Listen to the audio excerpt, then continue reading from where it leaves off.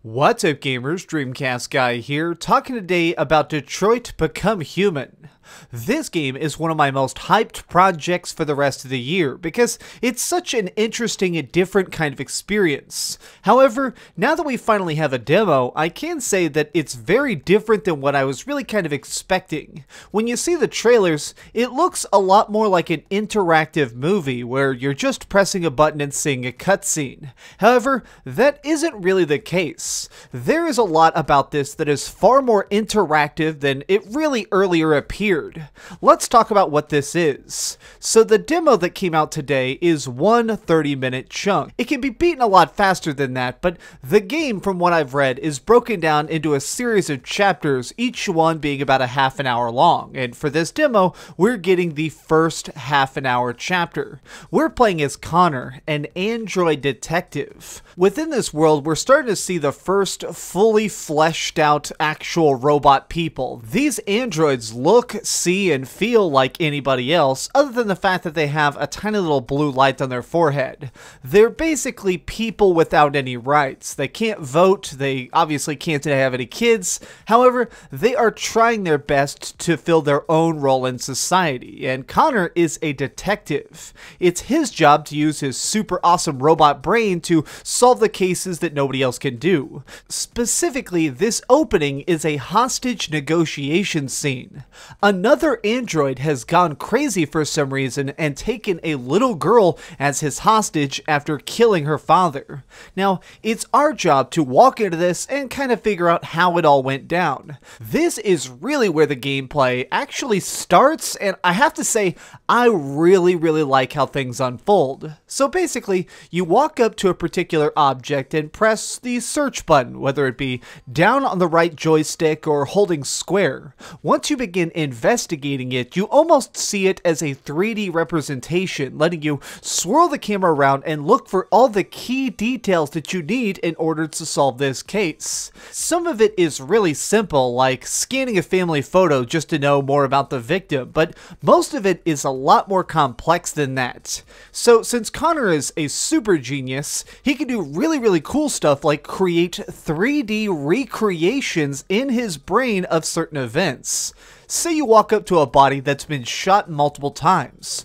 By scanning each of the entry wounds, you're able to triangulate where the gunfire came from and possibly where the shooter was standing. But here's what really is really cool. Basically, you scan somebody and it creates this visual movie. You're sort of interacting with it though. You can rewind it and play it wherever you want. However, as you can see on this bar, there are these yellow sections. This is basically where it's showing you that there's an extra detail that you need to uncover to get more clues. As you see right here, I'm scanning it right as he's being shot, and I can see that in his hand he had basically an iPad, which he drops the second the bullets collided with him. Now that I've seen him drop it, I'm able to go and pick it up and see what was in his hands that made him worthy of being shot in the first place. There are actually a lot of these sort of 3D puzzles, and it's actually what kind of caught me off guard the most, because it doesn't really look that interactive when you first see a movie of this. When you see somebody filming gameplay, it looks like you're just being carried along. However, in many ways, this feels like a really advanced point-and-click adventure, where you're dropped into a world that doesn't necessarily have combat, but does in its own style have something that cannot be worked unless you're actually willing to work it. Something else about this that kind of really impressed me because I wasn't expecting it is that the controls are really tight. Now, I've played every David Cage game, and some of them are good and some of them are bad, but there is usually a pitfall where his controls can be a little bit floaty. Your controller will almost feel like it's covered in mud because your character is so sluggish. You don't get that at all here. Connor is extremely receptive. Every little tap of the joystick stick, I'll begin investigating something, picking up an item, or going into the next dialogue tree. When I'm running around this apartment and scanning the environment, I never feel out of control. I can always tell exactly what I'm supposed to do, and I have the tools to do it. That being said, I do think that there's going to be some learning curve when people first pick this game up, because when you're trying to move around the right joystick in order to look at clues, I noticed that as soon as you go off the deviated path of whatever you're supposed to do, it just stops. If I pick up a fish on the floor and start trying to put it back in its fish tank, it says press down and circle to the left in order to put it back in its fish tank. If you move your stick even a centimeter in the incorrect direction, it just stops the event. Now, I'm guessing that this is just because they're trying to make it where everything looks as fluid as possible, but it can look a little bit strange when your character accidentally picks up an item 2 or 3 times in a row only to immediately set it back down. So let's end this by talking about the conclusion of the demo, which is the actual hostage negotiation itself. At this point, you're supposed to have gone from every room and collect every single little bit of extra information you can. I spent some really long minutes being extra thorough to make sure I had every little thing I could because I wanted to succeed at this. Then I walked out on the balcony. This is where the hostage is actually being held, and it's where we see the deviant for the first time. That's what they call them in this game. Androids who start doing anything violent are called deviants because they're not supposed to behave that way. These are programmed people. If you say you cannot hurt a person, they're not supposed to be able to. However, when you end up being out there face to face with this deviant android named Daniel, you begin to sort of understand how messed up this world is. Talking to Daniel, he quickly reveals that the reason he went insane and killed the father of this family is because he was being replaced.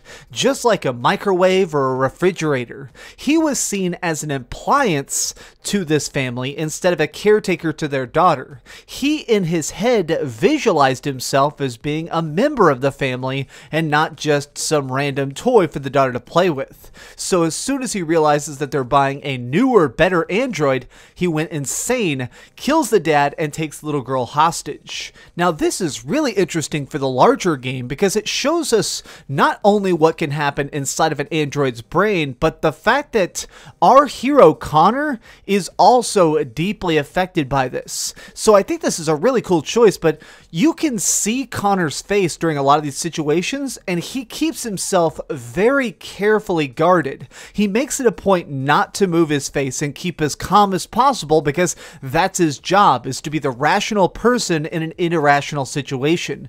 However, they have this little prompt on the corner of the screen that shows whenever your programming is kind of screwing up, where you're in a really weird situation that you're not used to dealing with. It'll say corrupted programming. It'll say stuff up there basically saying like, whoa bro, check it out. Since I've seen a lot of videos about this demo and played through it twice myself, by the time I got out here and was face to face with Daniel, I knew kind of all the correct stuff to say, because there are a lot of different ways that every situation can end. I can have him shot, I can shoot him myself, I can throw myself off the roof as Connor, grabbing the android on the way down so that the girl lands on the roof and we both die. However, I wanted to solve this as peacefully as possible because I genuinely felt for this guy. See, I already can't help but think of him as a human despite the fact that he is just an android in a video game. So I tried to constantly tell him the truth,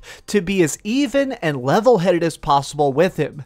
I never lied, I only told him the absolute truth. So because of that, we managed to build a real bond out there on the roof. I was able to use all the different clues I'd gathered to navigate my way through this conversation, saying exactly what he needed to hear to remain calm so that we could diffuse this entire situation as safely as possible. However, at the very end, despite the fact that I managed to talk him into releasing the hostage completely unharmed, the snipers on a nearby roof still killed him. This is a really dramatic way to end this demo, and it gets me 10 times more excited for the final game because I feel like I now fully understand just how messed up this story is probably going to be. but I want to know your thoughts on it. Have you played through this demo? Because seriously, it's free right now. I think everybody with a PlayStation 4 needs to try it.